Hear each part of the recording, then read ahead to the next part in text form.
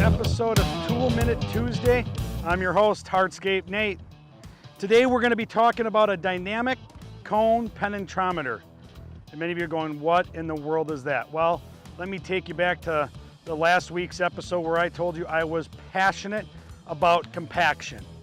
And well, this week brings another tool in that realm. I want to make sure that my compaction was proper and that it hit those proctor density levels that I was meant to hit. And that's what this tool is all about. The dynamic cone penetrometer is a tool that is nice and easy, compact, as you can see here, that I use to see if I've hit my proctor density levels. And you're going, well, how in the world do you do that with what looks like a fence post pounder? So let me take the cover off here. Got a little cover over the point, and I will show you. This is a dynamic cone penetrometer. See the handles, and there's the cone. That's my point. That's what will be going down into my material that I am checking. So whether I am looking for my proctor density and proper compaction of subgrade soils, my base material 3/4 inch dense graded, or even a sub-base material that's larger in gradation down to fine material, I am going to use this to see if I hit those compaction levels. One of the most important and key things is that this is not a standalone tool by itself. Just go out, buy it, and start running it around on your job sites, because you won't know if you're actually hitting your proctor densities or your compaction levels by just dropping it down. We need to pair this and calibrate it with a nuclear density test done by a local engineer. So contact a local engineer, and this spring if you've got a driveway job or a patio job coming up, hire them and build that into your bid, that you're going to check nuclear densities, make sure your compaction is there, but hire them out and bring them out to the job site. And let's say we're going to do a driveway, and you'll run your compactor around for the amount of passes that you feel is needed to hit your compaction levels. So let's use our subgrade soil. We're going to run our compactor around. Here, the engineer will go out and do his nuclear density test, and I will follow by coming around where he's done his test. I will lift this up till it gets to its highest point, let it go, lift up, let it go. And what I'm doing is I'm going to do a series of 5 drops, and I'm going to see what my penetration into my subgrade soil is with my cone. So how deep does the cone penetrate into the soil?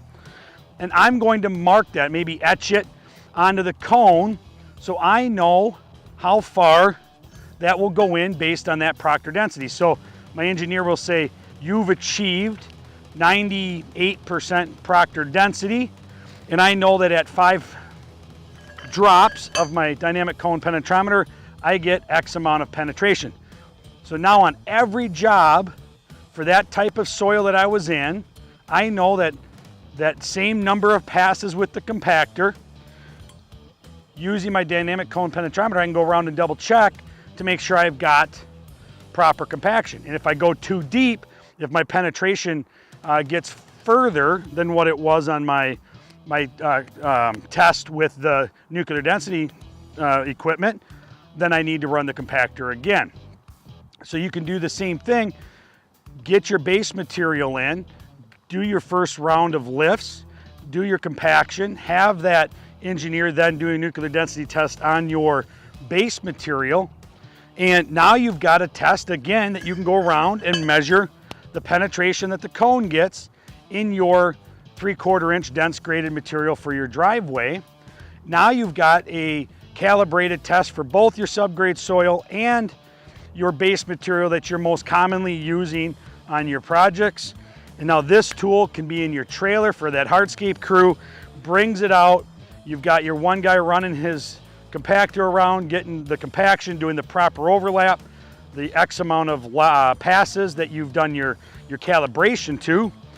Another guy can come around and just double check, going around spot checking, and see if you've hit proper compaction. Now, we spoke last week in the episode about the tight spots and the tough spots that are on every job site for compaction. So those areas right next to a foundation or into those inward 90 corners next to a garage and maybe a walkway or something that we're trying to do that we talked about using.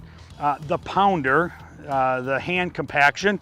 Well, now we can double check and make sure we've gotten our proper compaction up there where we most commonly see those callbacks on, and feel safe about our compaction and continue on our next steps of installing that project.